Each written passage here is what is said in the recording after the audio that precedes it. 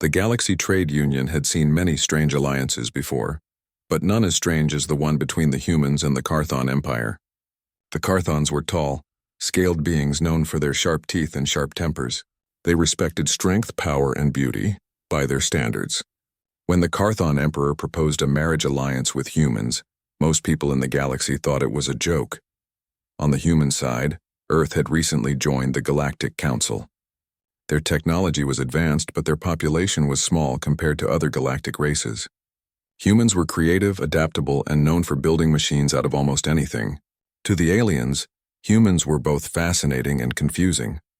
When the marriage talks began, the Carthon Emperor announced he would send his daughter to Earth as a symbolic gesture.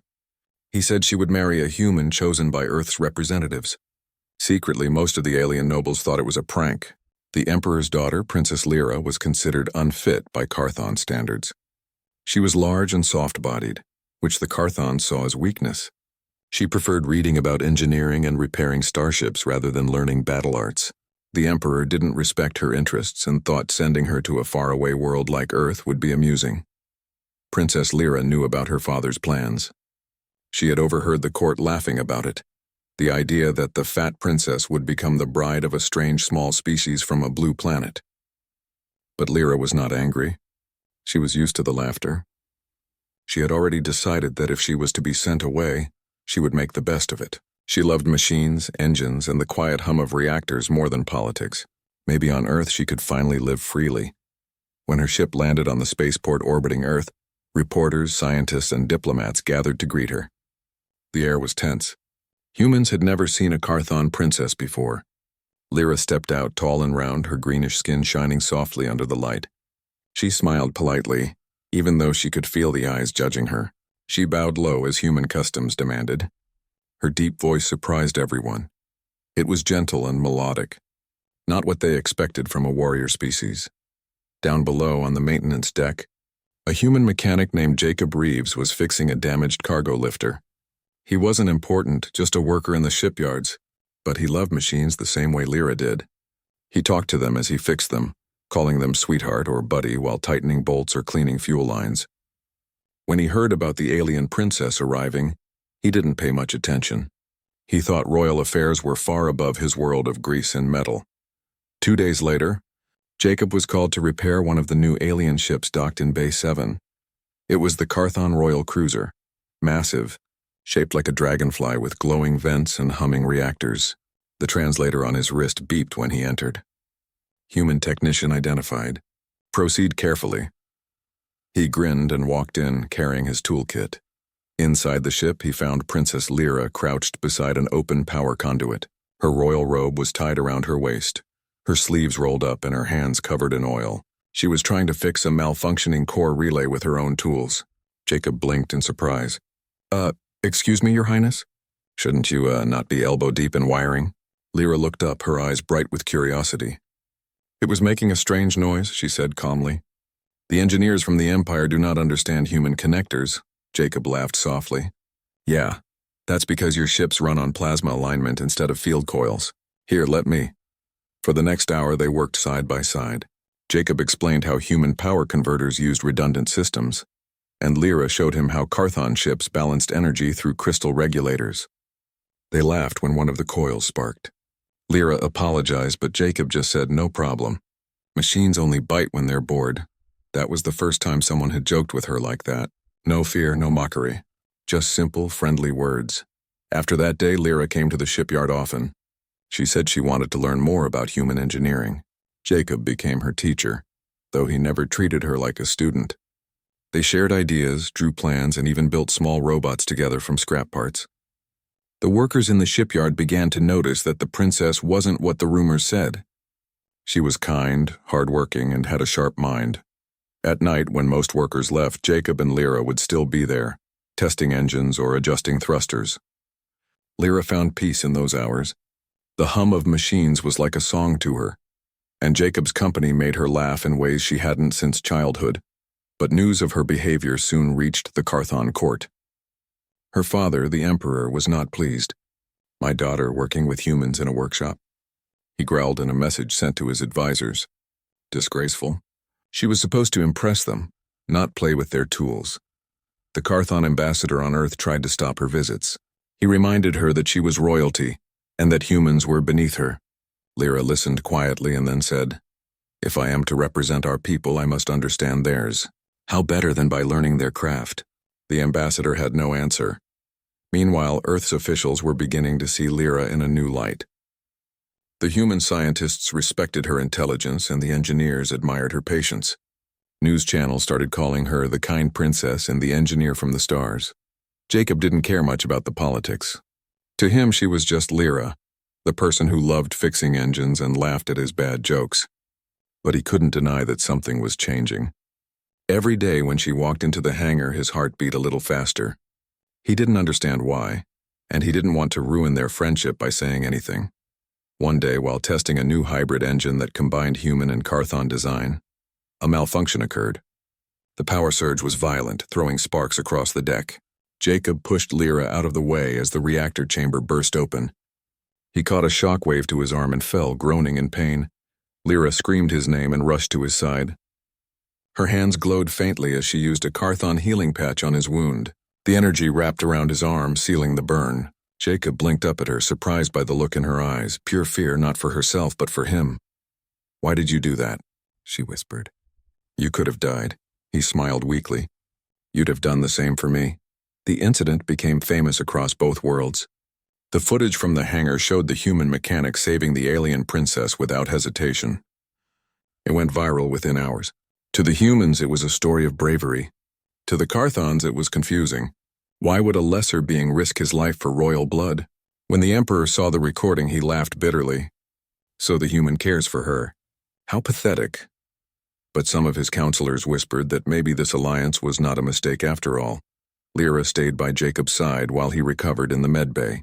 She brought him tools to tinker with, read him reports, and even repaired his favorite wrench that had broken during the explosion. For the first time in her life, someone had risked themselves for her. Not because of her title, but because they cared. As Jacob healed, he realized he didn't see her as just an alien princess anymore. She was his partner, his equal, and maybe something more. But both of them knew that the galaxy was watching, and not everyone wanted this friendship to grow into something deeper. Above them, in the orbiting Carthon embassy, the Emperor's agents were already planning their next move. They had not expected his daughter to become a hero on Earth. They wanted to bring her home before she forgot who she was, or before she made the humans forget their place. And so, while the shipyard lights flickered softly over two figures laughing beside a half-repaired engine, fate was already turning its gears. The galaxy would soon learn that even the smallest human spark could ignite something far greater than anyone imagined. After the accident, Princess Lyra and Jacob became inseparable. Every day they worked together, designing new engine models that combined human creativity with Carthon technology. Their invention could reduce energy waste by 60%, something no race had ever achieved before. It was the kind of progress that could change the galaxy. But with every success, new troubles followed. The Carthon Emperor was furious when he heard that his daughter's project was now being called the Human Carthon Unity Engine. To him, the very name was an insult. He had sent his daughter to Earth as a joke, not to see her name tied with that of a human. His advisors warned him that the people were beginning to admire Lyra. Some even said she was more fit to rule than her father. Meanwhile, Lyra and Jacob continued their work, unaware of the full danger ahead. Jacob was finally back to full health, though his arm still ached from time to time. He often teased that it was now half Carthon because of the healing patch she had used. Lyra laughed at that, but secretly she was proud. To her, he was proof that two species could understand each other better than anyone expected. One evening, as the two tested a new energy drive, the shipyard lights suddenly flickered.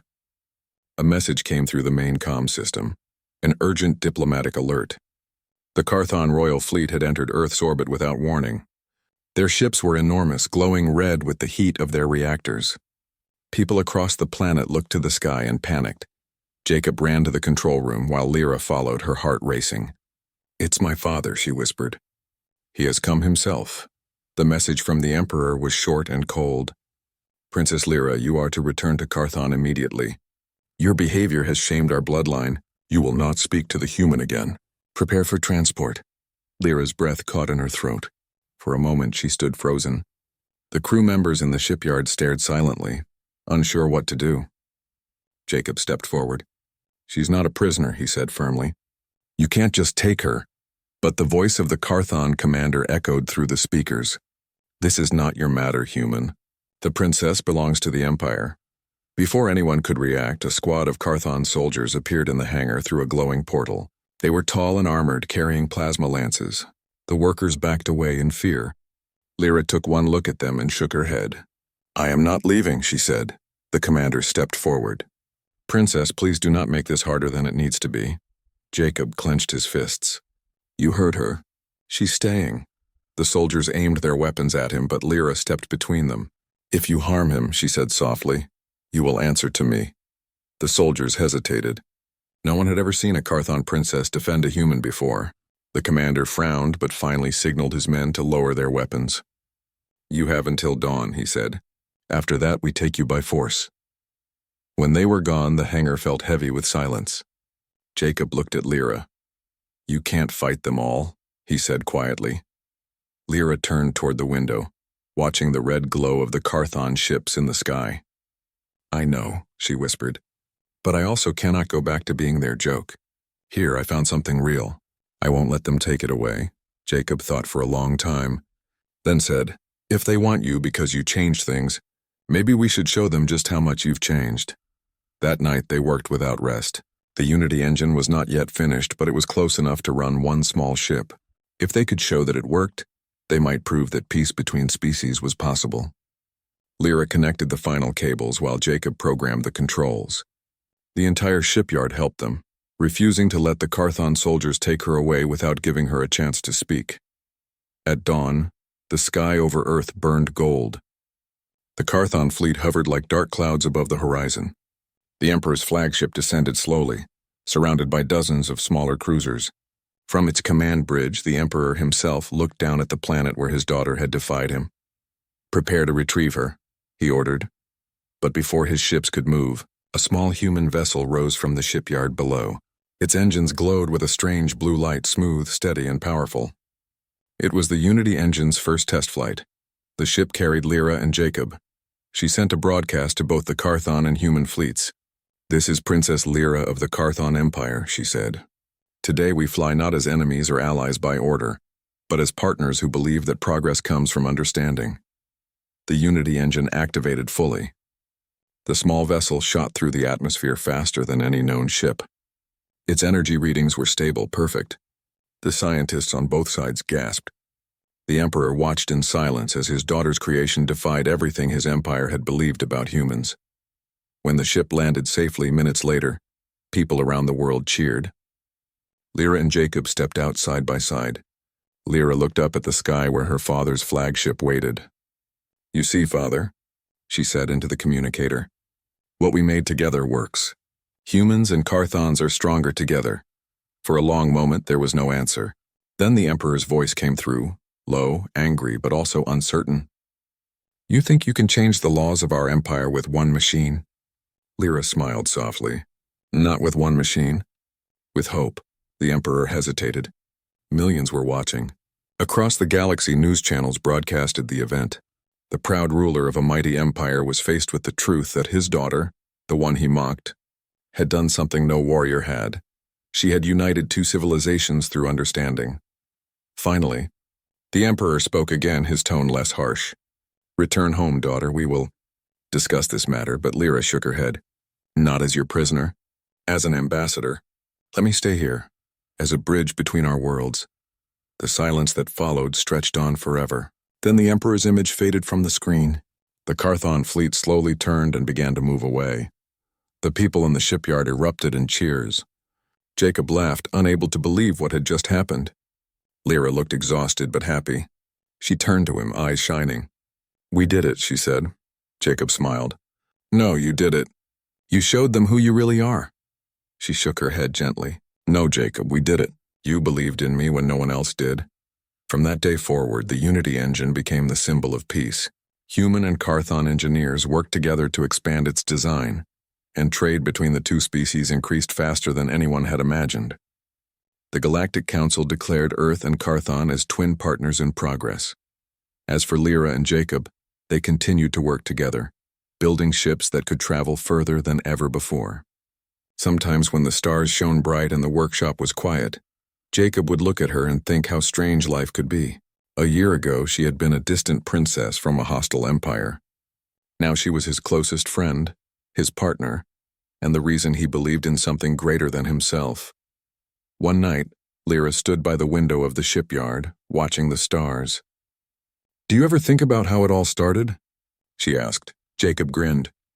"You mean when your ship broke down and you were elbow-deep in wiring?" "Yeah, hard to forget." Lyra laughed softly. "I was nervous that day. I thought humans would hate me." "Not all humans," Jacob said, looking at her. "Some of us know a good heart when we see one." Lyra smiled. "And some of us learn that beauty isn't what our people told us it was. It's what we build together." The sound of engines hummed gently around them. The shipyard lights shimmered on her green skin, and for a moment, Jacob thought she looked like part of the stars themselves. Beyond the orbit of Earth, Carthon ships now carried human scientists, and human ships carried Carthon engineers. Across the galaxy, old walls were falling, and it had all begun because one princess, once sent as a joke, had dared to dream of something different. She had found freedom not in a royal court, but in the hands of a human mechanic who saw her not as a burden, but as someone brilliant and kind. Together they had changed the meaning of strength, beauty, and courage for two worlds, and so, while the stars continued their endless dance, the story of Princess Lyra and Jacob Reeves became legend, a tale that every young engineer, human or Carthon, would one day hear. A story that proved that sometimes, the greatest revolutions begin not with armies or empires, but with two people fixing a broken engine and believing that they could make it better together.